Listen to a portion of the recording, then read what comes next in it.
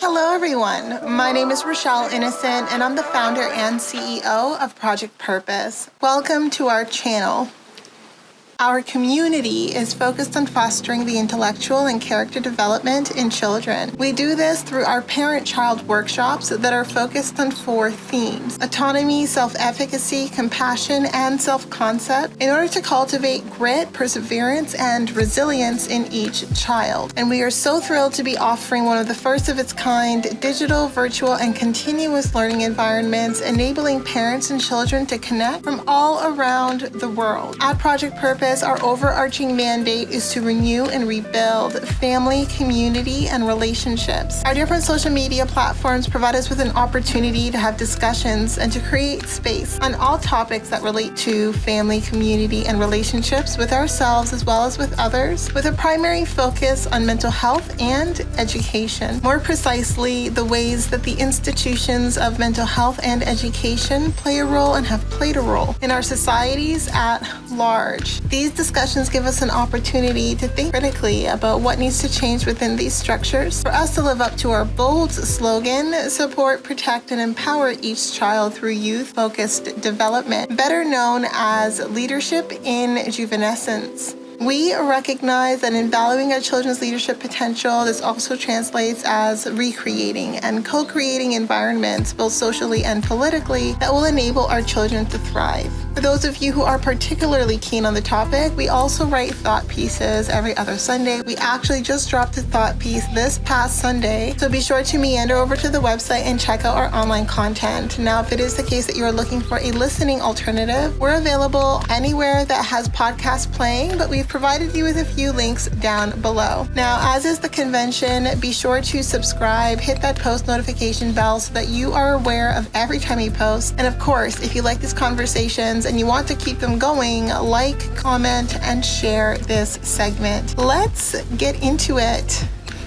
Hello, ladies and gentlemen, and welcome back to another segment here on Project Purpose. For those of you who are new, we cover topics that relate to mental health, mental wellness, and education on a week-by-week basis. And today we're going to keep it light and have a conversation around mental wellness. And on the conversation of mental wellness this week, I want to talk about from perfection to expression, and how a lot of us, when it is the case that we're managing and trying to really dial down the tendencies to be perfect, to show up perfectly, but there's different ways of doing that. And I think that a lot of us, myself included, have dealt with needing or feeling the need to be perfect, or feeling the need to always achieve the expectations of others, and losing ourselves in the process. And by losing ourselves, I mean losing our capacity or our ability to express ourselves. And so one of the outlets that I found that I have recently reclaimed, and just by accident, is art. So art was the one area in my life since I was a child where I didn't feel the need to be perfect. It was really an outlet for me where I saw it as an opportunity to express myself. And art is so many forms, right? There's art that is poetry, that is writing, which I do all the time. There's art that is drawing, that is painting. There's art that is just learning about art, taking in the art and the experience of other people. And so I lost that. I think that with all of what's been going on in my life the last few years, I've lost my connection with art, and I'm so happy that in this last week I had the opportunity to start painting, and I forgot how much I loved it. And I also forgot how much it enabled me. It just moved me from managing perfectionism, from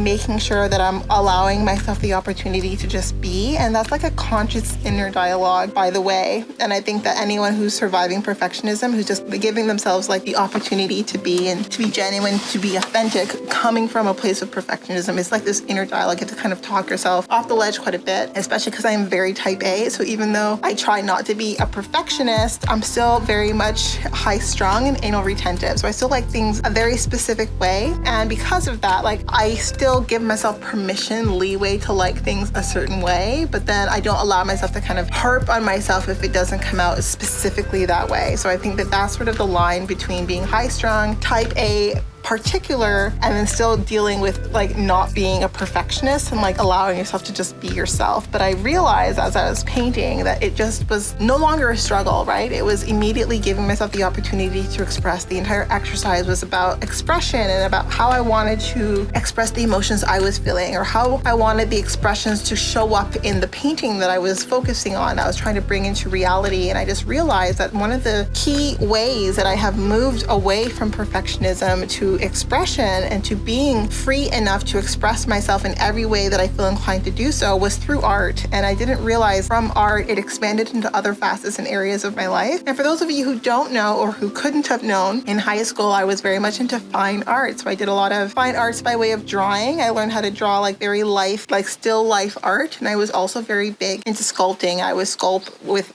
all kinds of materials. I made even like a full paper mache statue of myself that everyone immediately was able to identify as me. I was a pharaohess in the statue. And I forgot how at home I felt in art. And it's really just also a point of reflection for me, because up until recently in my life, since the pandemic, has been a lot of whirlwind, and a lot of my focus has been on being grounded, and I haven't really given myself the opportunity to extrapolate from that into more lofty development growth style goals that are just more whimsical. And so I am someone who does not only do New Year's resolutions, I also do birthday resolutions. Except for my birthday resolutions, I keep it down to 3, and they're like growth development goals. And there's one intellectual, one social, and one aesthetic goal. And all of my aesthetic goals, I've realized in the last few years, have been focused on learning beauty through a different lens. I haven't had the opportunity actually in the last few years to like actually create my own art. And it's especially important that I talk about this, because there's 2 ways that art impacts you. I think art can have a really profound impact on you when you gravitate towards kind of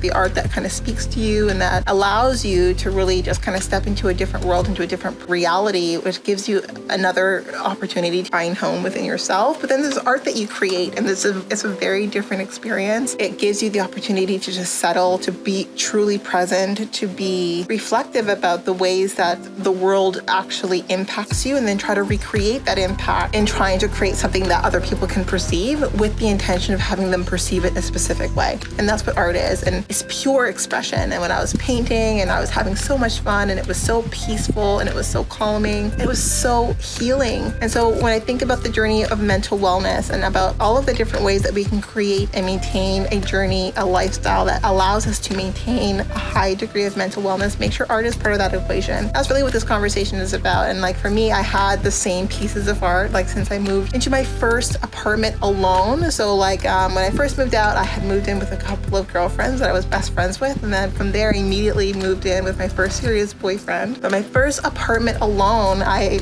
had my co-workers at the time. I was working at an insurance company, and they celebrated me. And part of that celebration, one of my co-workers, who was an artist, like asked me for key pieces of art that I really loved, and she painted them for me. And I have loved those pieces of art with all of my heart, like pretty much my entire adult life. And I decided to move back to Europe the second time. So the first time I put these pieces of art into storage, they couldn't come with me, but I was not ready to let them go. But the second time, I decided to destroy it. I decided to destroy the art that was just loved so deeply by me, and in such a way where I felt like there's so much of me in this art that I would rather grieve the art as a part of me that I was burying rather than allow it to live on like without my gaze. And so from there, like I just kind of forgot about art. I forgot about like going to see art and appreciating art. Like I haven't been to a museum. I haven't really looked at art. I haven't really learned the history of art. And it was such a huge part of my life before the pandemic. So I think that I've recognized, having picked up the paintbrush in so long, like how pivotal art has been in my healing journey, even before I realized that I wanted to heal, because art was a big part of how I found my way back to center during my adolescent years, which were very tumultuous years. And I realized I need to like find an art form to create again. And I've done it. I was painting, and it has been such a beautiful experience. And so I want to bring that experience to you, how you can find yourself an outlet. And like art is so many different forms. It's music, it's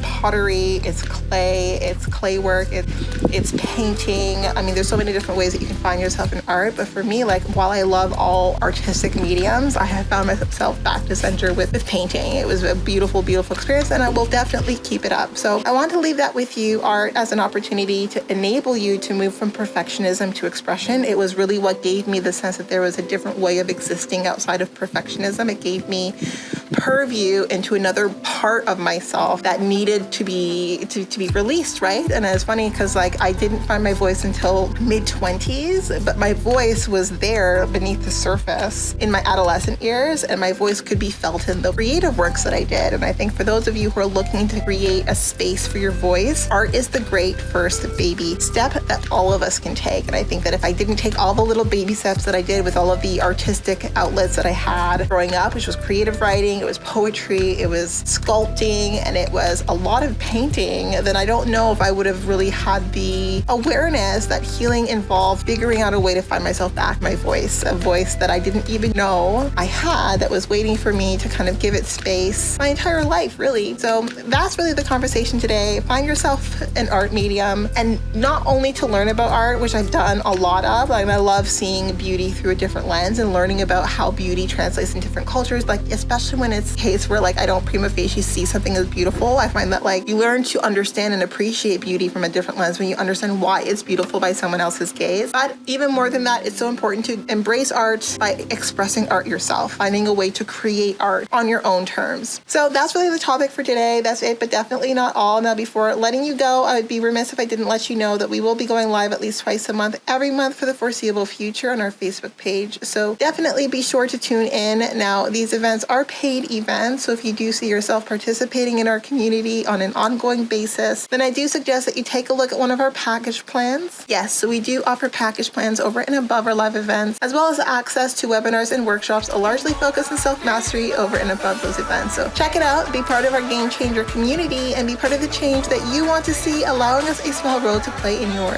journey. We are on the road to 1K, so we do invite you to follow us across all of our social media platforms, and we look forward to chatting with all of you very soon. We'll talk to you later.